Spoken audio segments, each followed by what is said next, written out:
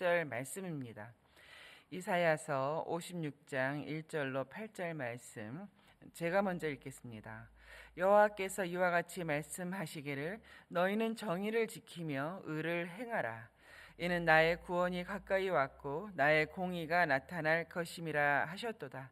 안식일을 지켜 더럽히지 아니하며 그의 손으로 금하여 모든 악을 행하지 아니하여야 하나니 이와 같이 굳게 잡는 사람은 복이 있느니라.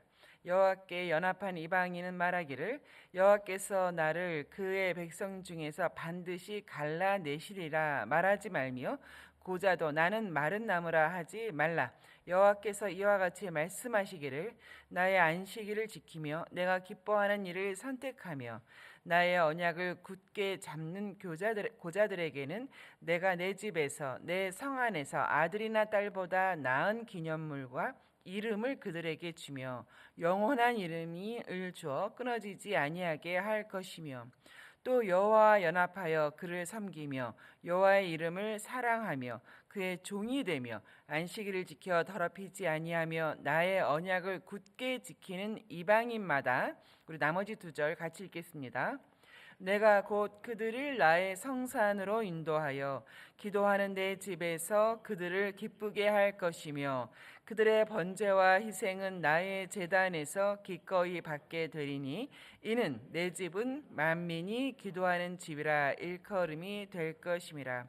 이스라엘의 쫓겨난 자를 모으는 주 여호와가 말하노니 내가 이미 모은 백성 외에 또 모아 그에게 속하게 하리라 하셨느니라. 아멘. 예, 같이 읽으신 말씀 중에 7절 말씀. 내가 곧 그들을 나의 성산으로 인도하여 기도하는 내 집에서 그들을 기쁘게 할 것이다. 내 집은 만민이 기도하는 집이라 일컬음이 될 것이라.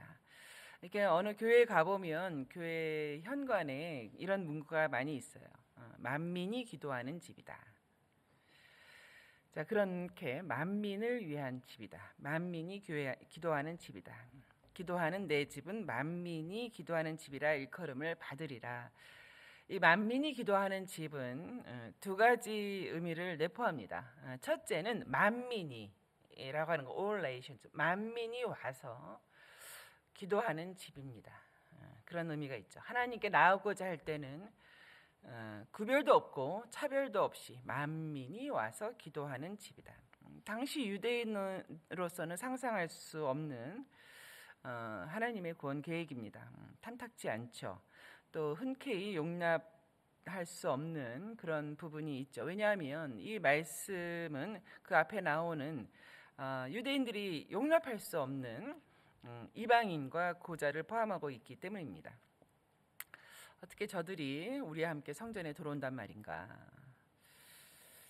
어떻게 저들이 우리가 기도하는 이 거룩하신 하나님 앞에 선단 말인가 하는 것이죠. 본인은 성전 안에 있고 저들은 성전 밖에 있는 사람으로 규정했던 것입니다. 유대인뿐만 아니죠. 복음이 들어가는 나라들마다 이러한 탐탁치 않게 여김이 있었습니다. 우리 한국 조선의 복음이 들어왔을 때에도 이 예배당에서 당시는 양반이 있었지 않습니까? 뭐 양반과 종이 함께 예배드리는 것 쉽지 않았죠. 저절로 되지 않았습니다. 또 양반과의 뭐 귀수가 여자가 뭐 저작거리의 아낙네와 함께 예배하는 거 별로 그렇게 탐탁지 않은 사건들이었죠. 미국에서도 정말 오랫동안 백인들의 교회에 유색인종이 들어올 수 없지 않았습니까? 그러나 하나님께서는 내 집은, 기도하는 내 집은 만민이 기도하는 집이라 일컬음을 받으리라. 참 이 말씀에 대해서 여러 측면으로 생각하게 됩니다. 지금도 그런 모습이 있지 않겠습니까? 내가 어떻게 저와 함께 기도하는가? 뭐 저는 1부 예배 드리고 나는 3부 예배 드리고 이런 거 있다는 거 뭐 한두 번 들은 것 같습니다. 그러나 이 말씀과 겸하여서 들어야 할 어제 본문의 말씀이 있었죠. 55장 8절 말씀에 내 생각이 너희 생각과 다르다. 내 생각은 너희 생각과 다르다. 내 길은 너희 길과 다르다.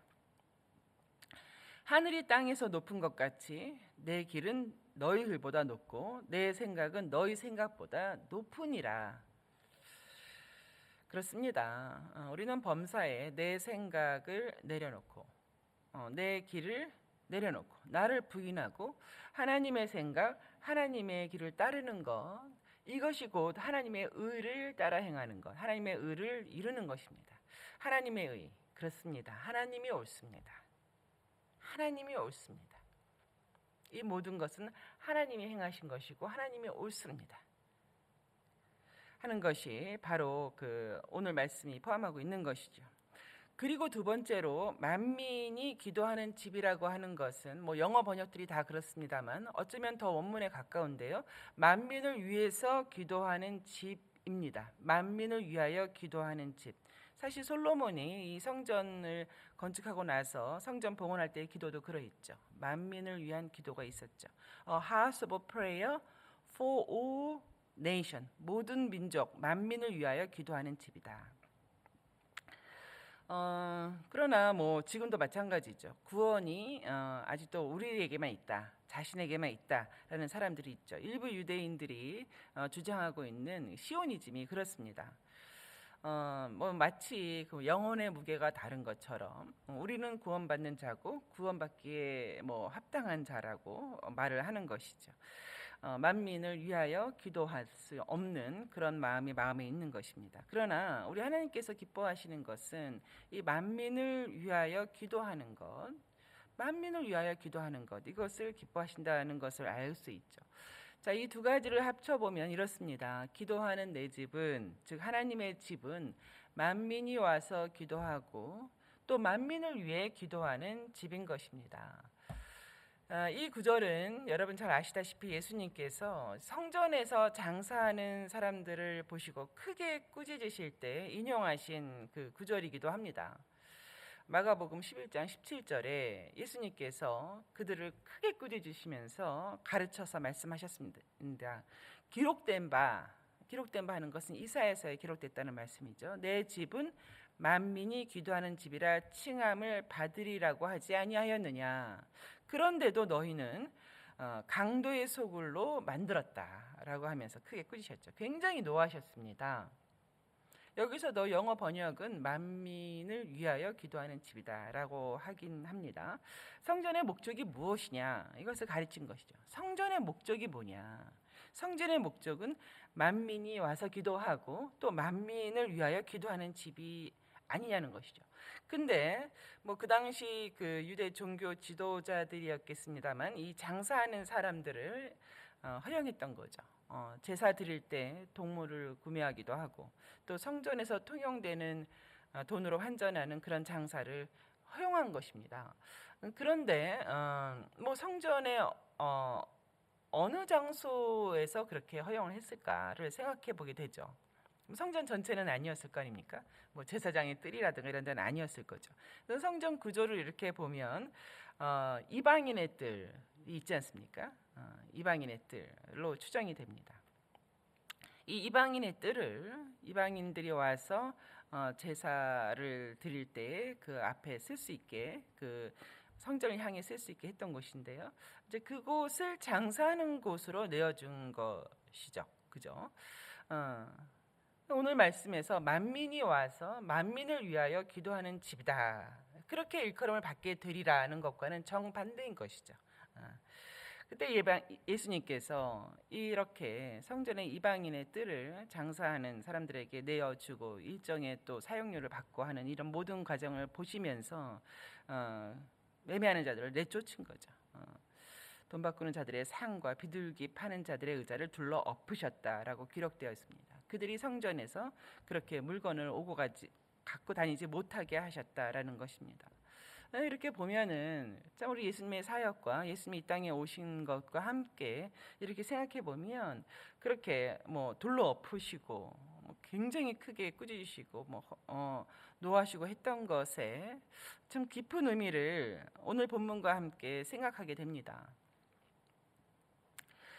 또 8절에 이어서 말씀하시기를 이스라엘의 쫓겨난 자를 모으는 주 여호와가 말하느니, 이스라엘에서 바벨론으로 포로를 갔던 사람들이죠. 그 사람들을 모으는 주 여호와가 말하니 내가 이미 모은 백성 외에, 이 백성 외에 또 모아서 그렇게 예배하는 언약 백성에 속하게 하리라는 말씀입니다.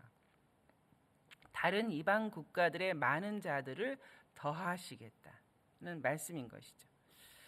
자, 이 말씀이 오늘 본장 본절과 또 그 앞에 몇 장들의 내용을 이제 결론 짓는 말씀이 있죠. 유대 백성만이 아니라 이스라엘 백성만이 아니라 이방의 많은 여호와 연합한 자, 여호와를 섬기는 자, 여호와를 사모하는 자, 그가 이방인이든 고자든 상관없이 모두 모으시겠다는 것이죠. 이러한 결론과 함께 몇 가지로 요약할 수 있습니다. 당시 사람들에게는 이제는 이방인과 이스라엘과 타민족 사이에 그런 두터운 장벽이 없다는 것이죠. 없다. 그리고 사실 그렇게 예수님께서도 사마리아 등지를 행하시면서 또 이방인에게 구원을 베푸시면서 그렇게 행하셨죠. 또 더 나아가서 그러므로 인하여서 이 이방 세계는 하나님의 백성이 누리는 특권을 동일하게 누리게 된다. 동일하게 누리게 된다. 하나님의 구원의 지경이 유대인에게 갇혀 있지 않다. 세 번째로는 이러한 놀라운 경륜 아래서 주의 모든 백성은 동일한 하늘 시민이요, 하나님의 권속이요, 평등하다입니다. 그렇습니다. 이것이 하나님의 구원의 계획인 거죠. 또 한편으로는 이제 이 말씀, 내가 이미 모은 백성 외에 또 모아를 이렇게 생각해 보면서 그렇다면 교회는 하나님께서 택하신 백성을 부르고 더 모으시기 위하여 그렇게 하나님께서 택하시고 또 부르신 그런 뭐 사자라고 할까요? 그런 사람들이 아닌가 하는 생각을 하게 됩니다. 말씀을 맺겠습니다. 하나님의 뜻은 그렇습니다. 모든 사람이 구원을 받는 것입니다. 모든 사람이 구원을 받는 것이고 만민이 하나님께 나와서 기도하는 것입니다. 디모데전서 2장 4절에 보면 하나님은 모든 사람이 구원을 받으며 진리를 아는 데 이르기를 원하시느니라. 그래서 마가복음에서 보면 너희는 온 천하에 다니며 라는 말씀이 있는 거죠. 온 천하에 다니며 만민에게 복음을 전파하라. 구별함이 없이 차별함이 없이 만민에게 복음을 전파하라. 가만히 보면 하나님의 눈길은 만민을 향하여 있는 것이죠. 만민을 향하여서 있으신데 우리는 너무 좀 우리만 향하고 있는지도 모릅니다. 내 집은 만민이 기도하는 집이라 일컬음을 받으리라. 좀 뉴질랜드 오클랜드에 심으신 우리 하늘이 교회인데요. 하나님의 눈길이 향한 곳에 우리도 같이 향하고 있는가라는 생각을 하게 됩니다.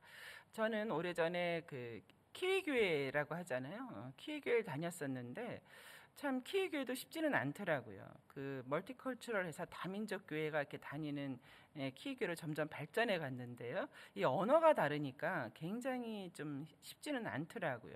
그래서 가만히 그때 제가 생각했던 게 참 이렇게 언어가 같은 언어를 사용하는 사람들이 같이 이렇게 예배를 드리는 게 좋겠다라는 생각을 했었습니다.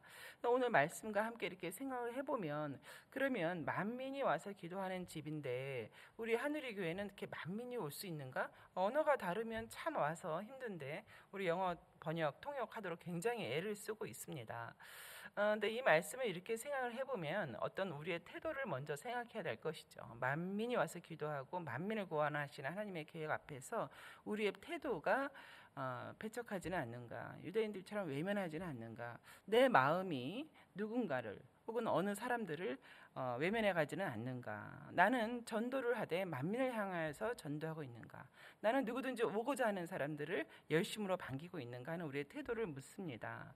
올해 하반기에 우리 새생명 축제 있죠. 그리고 알파가 성인 알파는 물론이거니와 청년 알파 또 우리 청소년 알파 토요일부터 시작했는데요. 이렇게 전도 사역이 있습니다. 이 말씀에 참 부합되는 사역들을 허락하신 것이죠. 또 함께 우리 모두 함께 노력해가면서 정말로 만민이 와서 기도하고 만민을 위하여 기도하는 하나님이 기뻐하시는 그런 우리 하늘의 교회 되기를 주의 이름으로 축원합니다. 예, 우리 아까 처음 불렀던 찬송가